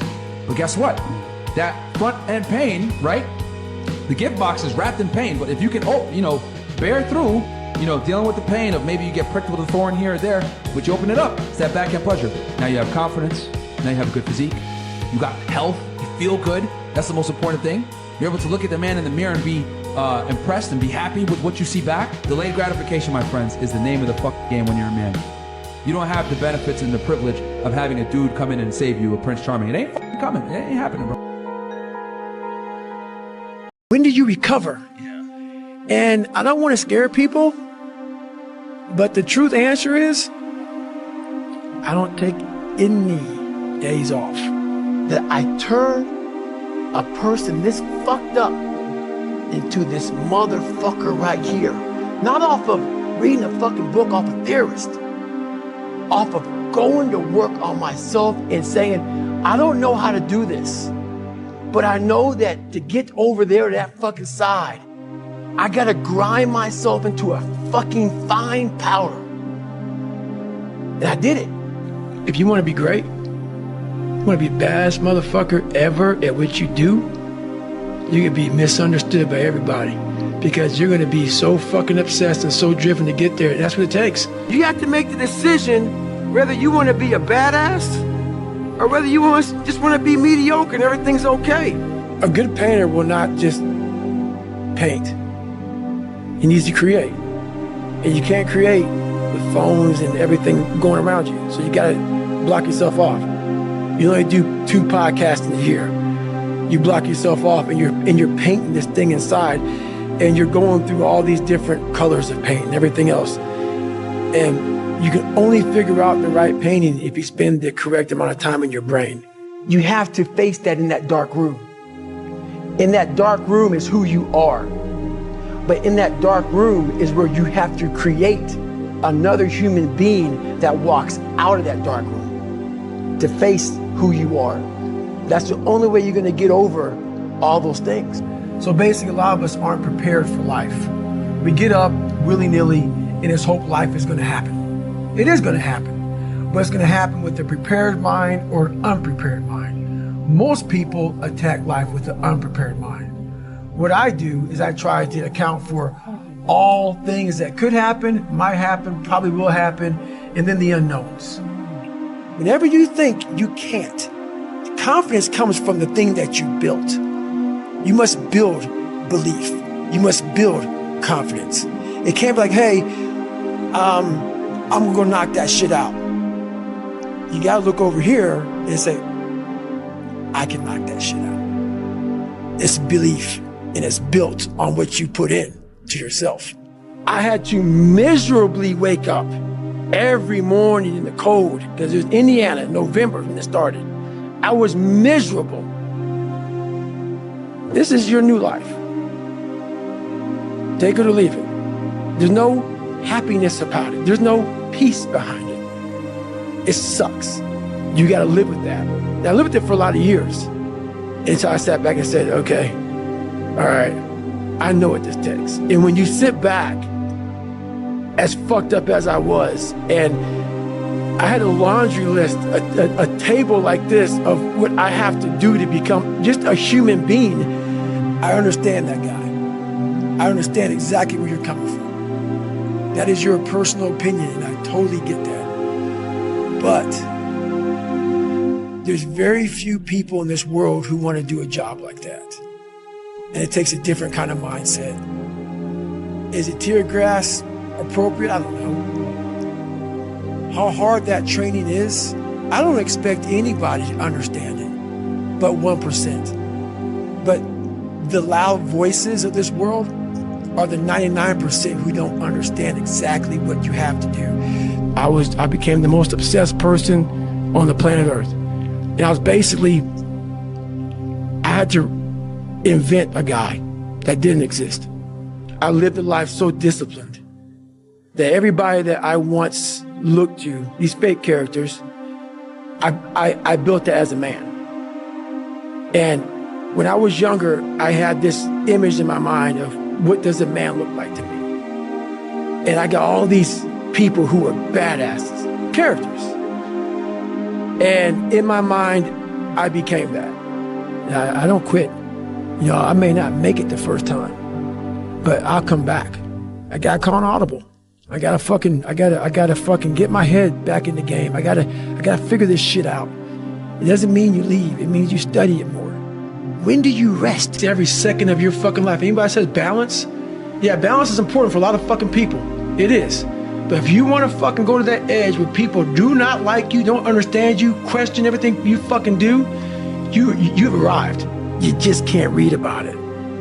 You can't sit back and be a theorist. You have to be a fucking practitioner. At the end of the day, I ask myself one question: can I take one more step? And usually the answer is yes. So if you can answer that question and not take another step, that is real failure. That is real quitting. So a lot of people can take one more step, but they choose not to. I don't know if you can take 2 steps. You got to answer that question after you take the first step. But I can always take one more step, so if I choose not to, that's on me. And I got to live with that. Are you happy? What's wrong with you? I'm driven. I'm obsessed. And that's what you see. Failure is the ultimate thing, man. I failed so many times before. That's why I don't look at failure anymore as failure. I look at it as my first, second, and third attempt. How are you gonna feel, man, when you accomplish this goal coming from that shit? Coming from the fucking hell you came from. A lot of people start from a good starting point. They have a good foundation. What if you can surpass all of these motherfuckers? What if everybody who was fucking way up here started up here, and you started with no legs. You had to grow fucking legs to even start walking, and then crawling, and then running. And then you start passing people with all this given to them. I had to use all this negative shit that was making me weak and horrible as a person. I had to use this as the power that now fueled me. I had to flip it on its head and say, hold up. This might be exactly what I need. For me, I made a decision. And my decision was to be the best person I could. And I basically, a lot of mornings I wake up and say, fuck your feelings. And that doesn't mean like, you know, don't take it literally, fuck your feelings. But sometimes you have to go beyond what you're feeling. And my knees were fucked, but guess what? I wanted to run.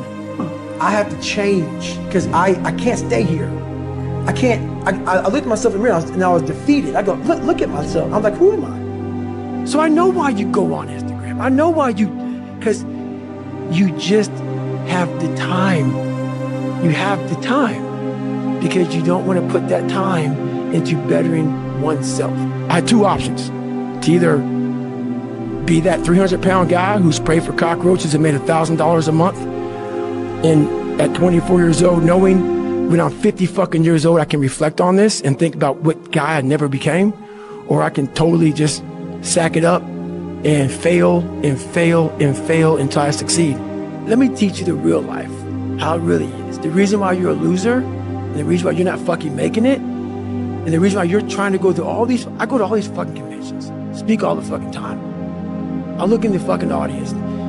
These people sign up, fucking every year to go to a convention, thinking they're gonna learn something fucking different. No, you're lazy. You know exactly what to do. Exactly what to do. Because even me, in my state of, I can't read and write, I knew exactly what to do. It just sucks doing it. It sucks to do it. It sucks to wake up every morning of your life and say, God, man, I'm not smart. So guess what I gotta do? I gotta study the same shit that I got one of the highest scores in the nation on. And do it again, do it again, do it again. It's not just there. It's not just there permanently for me. You're alone. You're alone. You may have a shrink you're going to, you may have a best friend you're going to, but there's 24 hours in the day where you're alone in this brain. And your brain is talking to you in all kinds of ways. And it wants to control you and pull you in these different pockets. If you can't control your own brain and your brain controls you, you're fucked. You got to tell your brain where you want to go and how you want to go and how you want to get there. You got to control it. If not, it's over. But you're also the scientist. You create your own self. Most people are missing something because there's so much trapped in there. I don't even want to say potential. I think that's a word used out too much too. There's so much in you that God or wherever the hell you believe in, or if you're an atheist, in you that you have not unlocked. That you walk around with this gorgeous wife or a great husband, all this money, like, God, I feel like I'm missing something. Yeah, because it's about 75% of you is still fucking in there. Still chained up because you just didn't want to find your willpower. Didn't want to find your soul, your will, your heart, your determination, your guts, your courage. Because I'm looking for that person like me.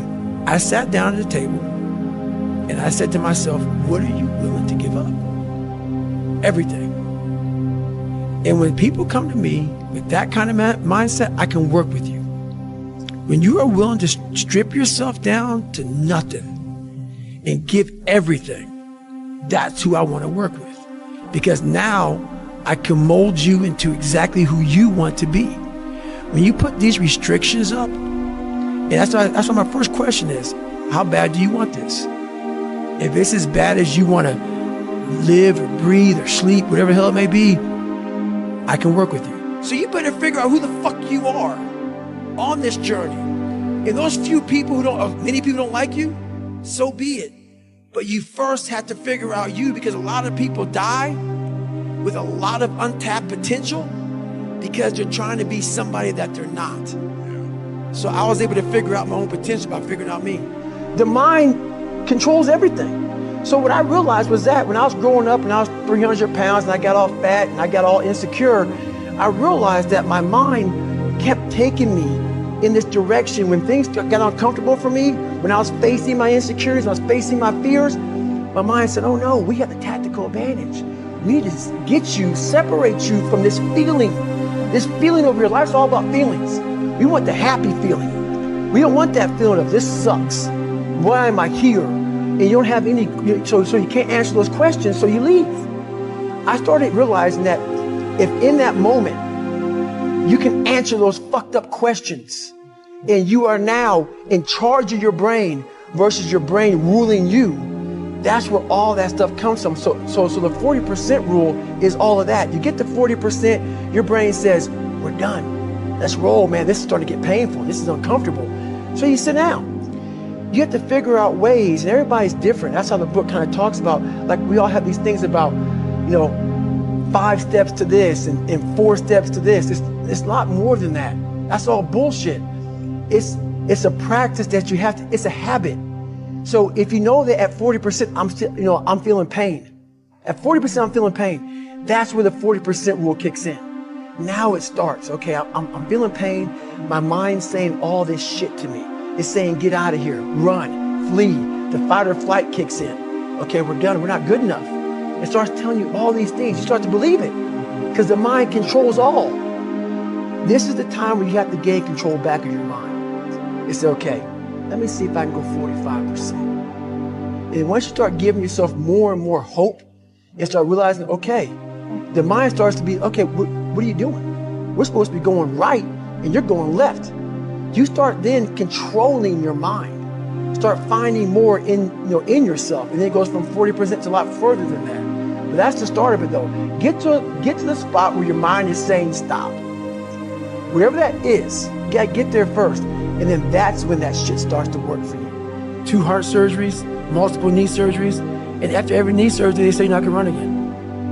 And I'm fine with that. There's no running up here, bro.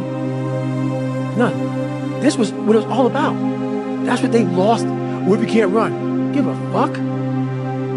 It was never about running. Why do you think I run? It's the worst thing.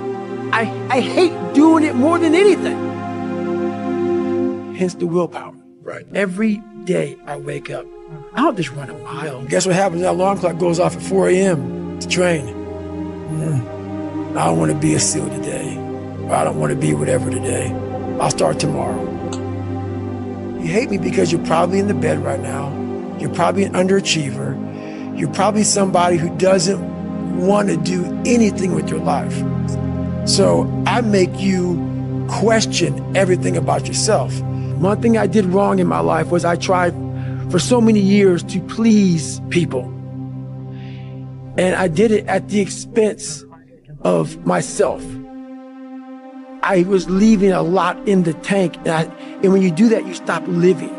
And you will live exactly the way you live now, questioning who you are, wondering what is possible, wondering what you are capable of doing. That's how that looks.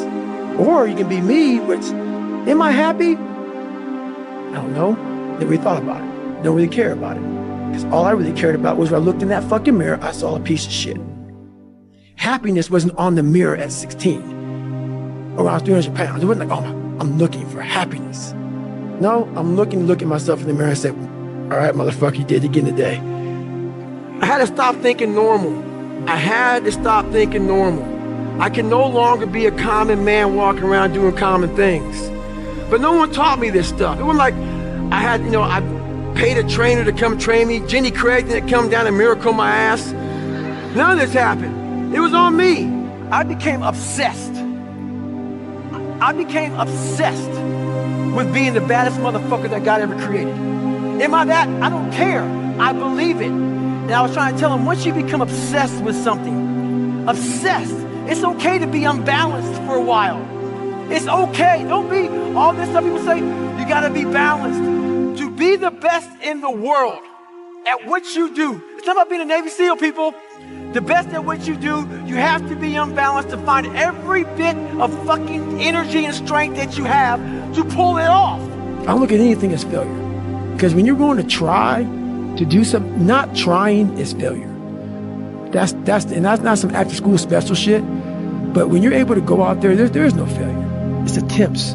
Because when you're trying to do something that's bigger than you, whatever you are, whoever you are, if you're paralyzed, you're trying to walk one step and you didn't fail, motherfucker. That was your first attempt. If that's your biggest thing, that's how your mindset needs to go into everything. So I don't look at it as failure is a big word that gets people down and shit. We give so much power to words. I don't. No one's gonna miracle me to be somebody special. Everybody that called me nigger, my dad, my mom, all my situations were on me now. It's solely on me. In 2013, people wanted me to write my book. I did it in 2018. It took 5 years. And the reason why I didn't do it, I sat at the table and Jennifer was there. This is before she started working for me. I started dating her, whatever. And all these people were there. And they're like, man, you gotta go on social media. And I was like, fuck you, man. Like, I'm not, it's poison. It's poison because I knew what I did to get where I am. And I'm gonna have these people, these normal, everyday people, fat, lazy, is exactly who I was, judging me. Cause I know it, cause I was once them. Failure is the ultimate thing, man. I failed so many times before, and that's why I don't look at failure anymore as failure. I look at it as my first, second, and third attempt. To be at the point of your life where you don't care about being judged. You can be in a room of 1 million people and they all hate you, and you walk in and you go like this. Not because you're angry at them, because you know yourself. Inside and out, and you know that you've put yourself through hell to be where you're at today. You've walked the walk, you've talked the talk, and you've walked the walk. And that's, to me, what it's all about. 2 miles. It's the one thing I hate the most to do, and I do it like I love it.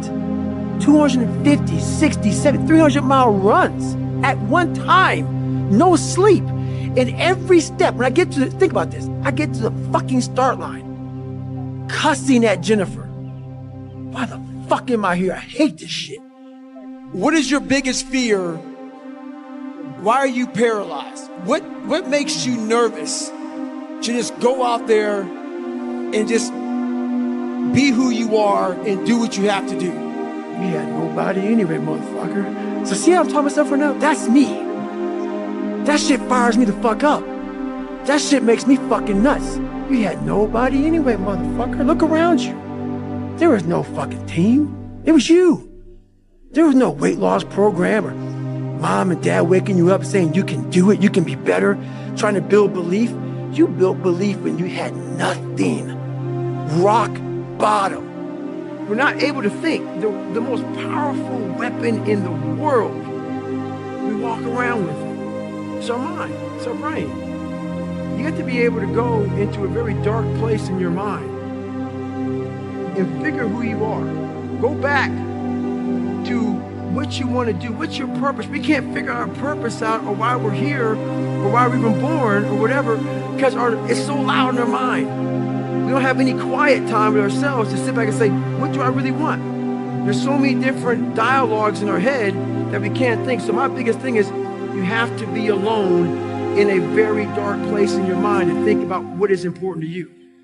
You can fucking achieve the absolute impossible. You don't need great parents. You don't need like a private school. You don't need to have this humongous GPA and all this other shit. What you need is the one thing I talked about in my book, which is straight up brutal work ethic. There's no hacks, bro. It's you against you. You against you. And if you misunderstand that, you have a real problem. Pretty soon you win. Pretty soon you'll fucking win. If you have the courage and the heart and the dedication and the mindset about everybody can go fuck themselves. I know what I know. I've listened to myself enough to know I know what I know. In the battle, you find peace. When you go to war with yourself, you find a lot of peace. It's because you know exactly who you are. And that is where the peace is really found for me. It's so easy to be great nowadays, my friend, because most people are weak. Most people don't want to go to that extra mile. Most people don't want to find that extra because it sucks.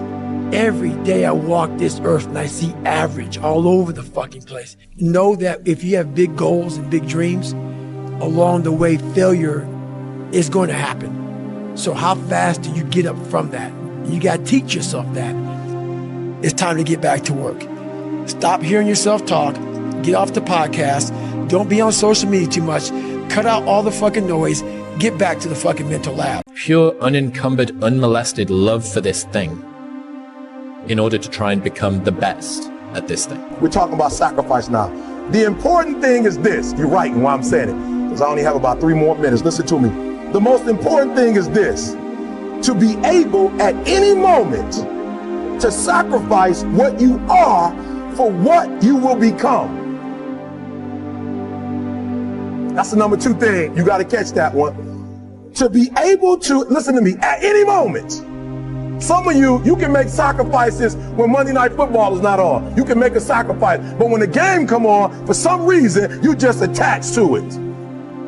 For some of you, when your favorite show come on, you can make sacrifices on Sunday when ain't nothing going on. But when your favorite show comes on Monday, bam, some of you focus until the phone ring, and then you like, I gotta answer it. If I don't answer the phone, I'm gonna die. I'm saying to you today that there are some of you, if you give up your cell phone, you would be successful. But your cell phone is more important to you than your success. I'm gonna say it again, I'm gonna hurt somebody. I'm gonna hurt somebody. Some of you need to give up your cell phone because the time you spend on your cell phone could be used for your success. The time you could be using to be successful, you're using it on the cell. And the cell phone is not bringing you nothing but a bill. And somebody has told you you couldn't live without it. I'm talking about going deep now, giving up stuff. Watch what it says. To be able at any moment to sacrifice what we are for what we could be. I don't do well in math. You're right. You ain't never studied. I'm not good in writing because you have never written before. But I dare you to fail in writing for a whole year to see if you can get to the end. I dare you to fail. I dare you to take that same class over and over again. I dare you to stop dropping classes like you saw. But he doesn't realize that, hey, guess what? If you're hungover, you still need to go and train. Or actually, no, you don't get to be hungover anymore because the guy that isn't hungover is the guy that's training better. So you now need to stop going out with your friends and you need to train when it's cold and you need to work on game tape and mindset and hydration and nutrition. You need to do S&C and you need to have a physio and you need to not see your family as much. All of these things came along for the ride as soon as you decided to turn pro. Is that a price that you're prepared to pay? And that's an interesting question to ask yourself. Yeah. Am I prepared to sacrifice this guy loves playing pickleball and he gets to turn up on a Saturday and play with his friends. Yeah. And, you know, if it's cold outside, he doesn't need to go and play. And if he's tired, he doesn't need to go and play. And if he's hungover, he doesn't need to go and play. And then he decides to turn pro. And he thinks, I'm turning pro at this thing that I love. I can't wait to make what I love into my career. I'd say the most difficult aspect of it is getting through that really shit and frustrating phase where you know what you can do, but it just hasn't come into fruition yet. And the thing that makes it quite difficult a lot of times is the social aspect of it. The thing that makes it quite difficult a lot of times is the fact that, as I said, you're writing this down every single day. Maybe you're telling your friends, maybe your friends don't see it. Maybe you're telling your parents and your parents don't quite see where you're trying to get to, or they can't wrap their head around it. And I just want to implore you to keep pushing. Like, just disregard it. You know, I always say just put one foot forward in front of the other. Put your head down, focus on the pavement, focus on the road, 1 foot forward in front of the other, just left, right, and you do that for years. And then you look back and fuck me. And keep in mind, you're still working a regular job. You still have your social life. You still have all these other things going on. Guess what's going to happen when you start the side business? Oh, magical thing. Those bitches and those dates and all that social time that you used to have, it's gone now, nigga. It's gone. It's gone. Because as soon as you spend that money, you no longer are going to do all the fuck shit that you used to do when you had your regular job. Like I told y'all before, this isn't for everybody. Are you prepared to sacrifice? You want to really be an entrepreneur while simultaneously having your other job? This is going to be the hardest part because you'll be working a regular job 40, 50 hours per week, and you're going to be working on your business. Are you prepared to make the actual sacrifice? A lot of you fuck is hard. Let's give it 1,000. A lot of you guys just want to sit there and let you do it. And do some bullshit on the side, not make any money. It's not a business, it's a fucking hobby. So ask yourself, look in the mirror. Are you really ready to do this? Are you prepared to cut off friends? Are you prepared to not go on vacation? Are you prepared to sit there and go to your real job with 1 hour of sleep because you're gonna build your business all fucking night? I was. That's how the fuck I did it. I told y'all, I was a federal agent, arresting fucking criminals, while simultaneously running a fucking fitness business. I had no social life at that time. But it's okay because I'm here now because I made that sacrifice. Are you ready to make that sacrifice? Roll the clock forward now. So talking about the price that people pay to be the person that you admire. Everyone would look at Tiger Woods narrowly bound, like, I want to be as good of a golfer as Tiger Woods. And you go, yeah, okay, but do you want the childhood? Do you want to spend nearly half a decade out of the sport with injury because of how hard you've pushed yourself? Do you want to struggle with self-worth to the point where you basically can't have a long-term marriage? Do you want to be chased down this driveway with your wife in a golf club? He fell asleep at the wheel, he broke both of his legs not long ago, he's been on antipsychotics. Like, that is the price that you pay to have that degree of greatness. It's a onesie, right? It's not an outfit that you can pick little different bits about. You don't get to choose one element of someone and say, I want that. It's like, no. All of these externalities, all of the things that you really don't want, they came along for the ride as well. So 2017, I sacrificed everything, and the same thing in 2018. There was so much sacrifice. I really didn't have a social life in 2018, and it got to a point I remember back beginning of 2019, I was in Bali, and one of my best friends was visiting me. My mom was visiting me, and I was there with my ex-girlfriend as well as my old personal trainer. And the four of them almost sat me down and had an ultimatum. They're like, you're not there. Like, you're not here with us. And the biggest thing was sacrifice. Like, sacrifice to the point where business was all I thought about 24/7. And, I've since then in 2020 and 2021 and, also the second half of 2019, I've realized, you don't need to, I've realized that working harder or thinking about something 24/7 isn't actually going to get you anywhere closer to your goal. A lot of times it's those meditative moments where you're in the steam room, you're in the sauna, where you're meditating, where you're walking, but without music or without texting anyone. And that's really where those flashes of brilliance come to you. But all of this is to say sacrificing your 20s. I think your 20s honestly are for sacrifice. So we also, if you sacrifice up until you're 27, you still have many, many good years to go out there, have a good dating life, meet a bunch of very interesting people. If you can sacrifice those early 20s, it really does set you up for the rest of your life. I want you to enjoy the journey. I want you to remember that these are your glory years. These years right now as a teenager, and especially in your early teens even, these are the years you're going to look back at with fondness, because these are the years that you built. You built your character, the person that you are going to become. I can tell you right now that my most fond years were probably the year before I started my first ever business when I was 16, and a couple years after that. The years where things were tough, they were not easy. I was making sacrifices. It was difficult at the time, but I have so much appreciation for it now. So please, if things are difficult or they're hard right now, take a moment to appreciate it, because these are the years you're going to be talking about in a decade, 2 decades. I'll tell you something in full honesty, full transparency. The way that I live right now is not cohesive to being the best partner that I could potentially be, to being the best son I could potentially be. My interpersonal relationships is not cohesive to that. Because I have so much burden and so much stress on my shoulders and so many things to manage at any given time, it's such a massive organization, as I said, to be the captain of and make sure that our ship is safe and it's going in the right direction. I forget birthdays all the time. I don't call my mom every day. And if you're a good friend or a good son, you do those things, or at least you strive to. Now, that's where I am right now. In 10 years or 5 years, it could be a totally different story. How could I make things better? It's something like that. And that's like, what sacrifices do I need to make in order to make things better? That's a good question to ask yourself. You could ask yourself that every morning. What sacrifice do I have to make things better? You can decide what constitutes better. How about that? Then it's not even as if it's being imposed on you. Come up with your own notion of what constitutes better. Try to make it sophisticated. It should just be better for you, because that isn't going to work very well, right? You're just going to fall downstairs if you do that, because you have to live with other people. And besides, it's stupid anyways. What are you going to do? There's nothing you can even say about that. It's so, that's the attitude of a very badly behaved, hyper-aggressive 2-year-old. And I mean that technically. And so you could ask yourself, well, how I have this day that lays itself out in front of me. What thing could I let go of that's impeding my progress, that if I let go of would make my life better, my family's life better, my culture's life better, my being better? And then that would give you something to do for the day, wouldn't it? It would justify your miserable life. You do have the sense of yourself as something that stretches across the decades. Okay, and so what that means is that you have to conduct yourself in a manner that isn't merely immediate. You have to conduct yourself in a manner that will work across time. Now, how do people do that?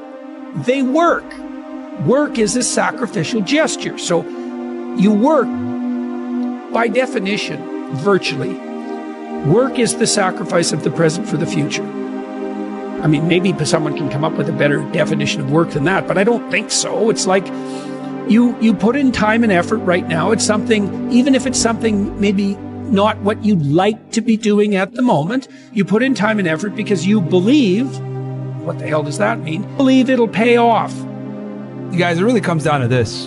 You can either A, right, sacrifice temporary fun for permanent dreams, or sacrifice your permanent dreams for temporary fun.